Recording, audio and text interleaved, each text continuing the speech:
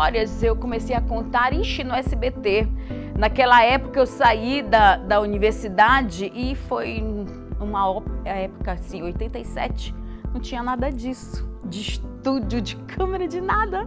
A gente fazia simulação das coisas, de roteiros, de câmera.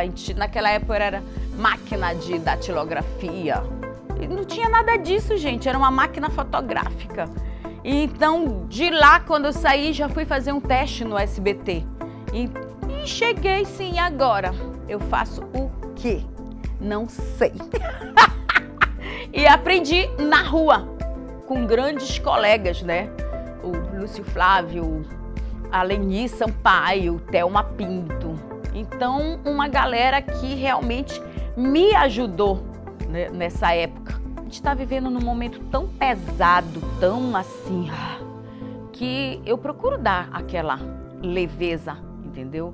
Mesmo sendo uma situação de assassinato, uma situação na delegacia, quando, surge o momento de dar aquela leveza, eu procuro dar sim e não me arrependo, não. É uma linguagem tão natural, é uma conversa tão natural que eu tenho contigo, eu tenho com a câmera, eu tenho com meu vizinho, esse negócio de chamar vizinho, eu não crio nenhum personagem. Então eu costumo chamar meu vizinho de vizinho, me ajuda, até porque eu não sei nome. Para mim, eu sei quem é aquela pessoa, mas o nome às vezes são lapsos de memória, eu não consigo gravar muito bem nomes.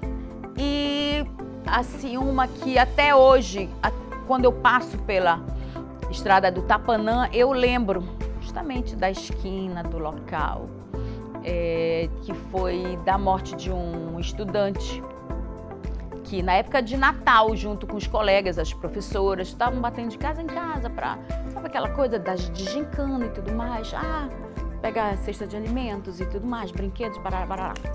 E houve uma perseguição policial na época, a troca de tiros, e uma das balas atingiu essa criança, que foi levada ali pro hospital, o Abelardo, mas infelizmente não resistiu. E quando foi era a notícia, né, o pai, assim, meio que desesperado, eu estava ao vivo na época pelo SBT. Então, eu não sabia se eu ajudava, eu não sabia se eu chorava, eu não sabia se eu fazia a narração daquela situação toda, eu não sabia se eu abraçava a família. Mas, assim, o pânico do pai que não permitia que o corpo da criança fosse levado dentro do carro de remoção. Ele queria porque queria levar o corpo no carro dele. Então, foi uma situação angustiante, tristíssima, que até hoje me vem na memória essa cena.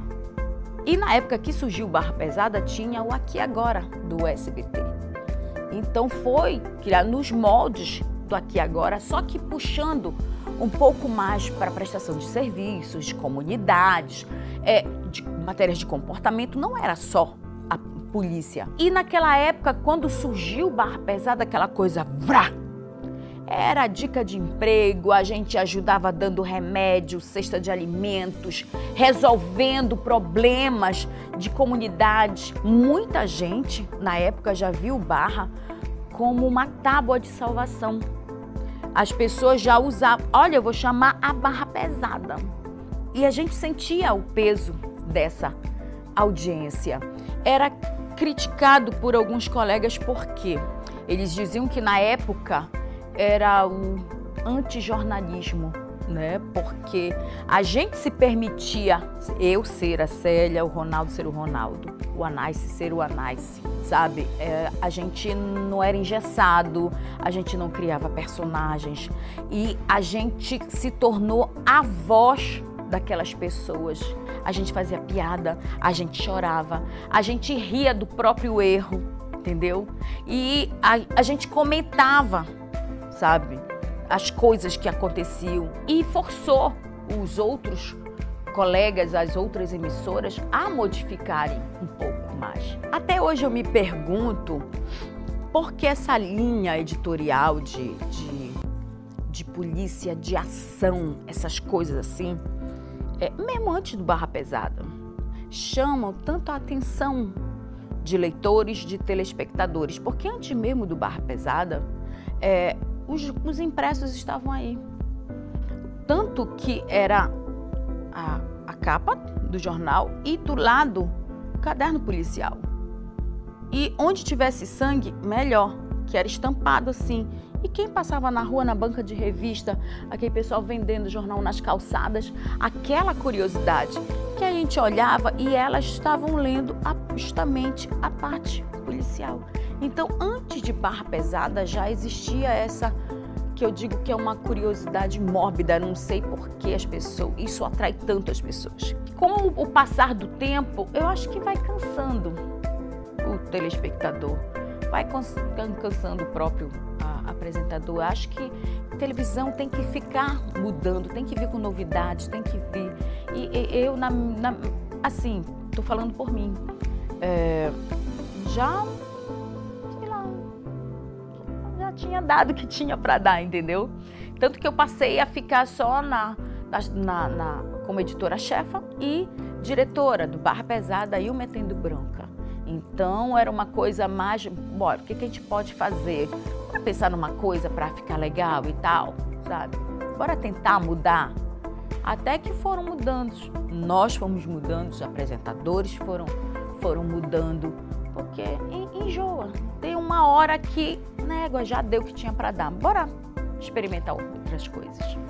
Eu sinto falta da apresentação, sabe? Mas não sofro, entendeu? Porque eu gosto mais de estar na rua, por causa do contato com as pessoas na rua.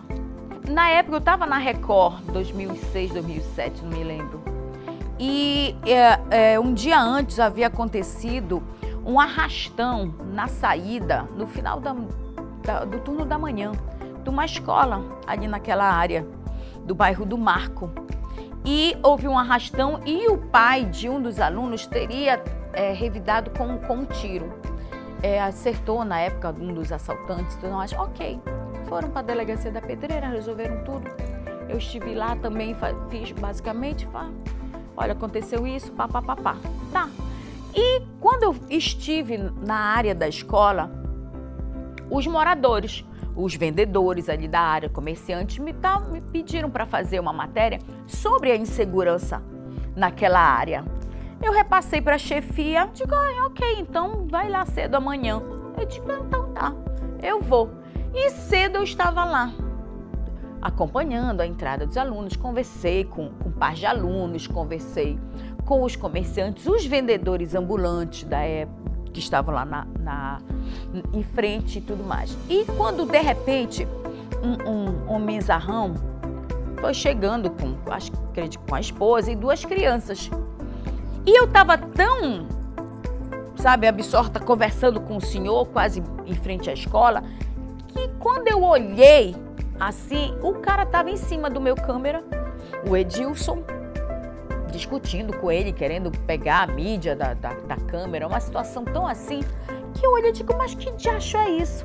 E o senhor que estava do meu lado, eu digo, dona Célia, isso daí é o rapaz, é o policial que atirou nos bandidos. Eu digo, tá, eu digo, sim, o que foi que aconteceu já? Tá doido? Aí, Célia, me admira, eu digo, mas admira de quê, mano, que eu não sei nem quem tu és. Aí que eu digo, mas vai preso, mas por que ele tá preso? Ele pensou que a gente estava lá para filmar a cara dele. Olha, doidíssima, não sabia nem quem era. Aí foi aquela confusão, e lá vem o auxiliar e já pega a minha maior confusão. Quando eu vejo, colocam o meu cinegrafista no camburão do carro da Polícia Federal. Eu digo, fumou-se. Aí nós fomos atrás, e quando chegamos lá, tá preso. Recebeu a voz polícia. Eu e meu auxiliar e pronto. Foram 6 horas lá prestando depoimento e tudo mais. Eu digo, mas menina, eu não sei nem que diacho é isso. Foi, sabe, uma coisa tão mal entendida que gerou tudo isso. Até hoje eu tô esperando minha indenização ser paga, porque a gente ganhou. Ei, da justiça. Dona Ótima, chega nessa época, festa junina, quem nunca Quem nunca ouviu Piquechita, Piquechita, você tá vendo? E eu sou tão mais bonita. Então, gente, falar de Célia Pinho é falar de um jornalismo que eu diria generoso. O jornalismo em que você pega uma situação e você consegue levar para o telespectador com uma linguagem fácil, com uma linguagem generosa, como eu falei no início. Você ser um comunicador é justamente isso, você estreitar, você facilitar o entendimento, e é isso que ela faz. Sem falar, é claro, no jeito dela irreverente, engraçado, ela tem a capacidade assim de trazer uma leveza para tudo que ela faz, toda a informação que ela traz. Eu diria que não seria nenhuma capacidade, eu acho que é um dom mesmo. Célia Pinho tem um jeito muito Célia Pinho de fazer jornalismo, e eu me orgulho muito de fazer parte da mesma equipe que ela. A cena última, aí quando ela chama, ai, como é que você vai me chamar? Eu digo, mano, eu não sei. Na hora, eu digo, mano, eu nem te conheço, eu tô te vendo agora e tudo mais.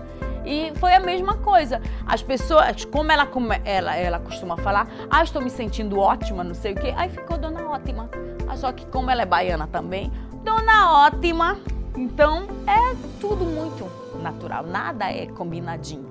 Eu acho que observar e ouvir bastante e tentar fazer um texto leve, sabe? Frases curtas. Sabe aquela coisa do claro e objetivo?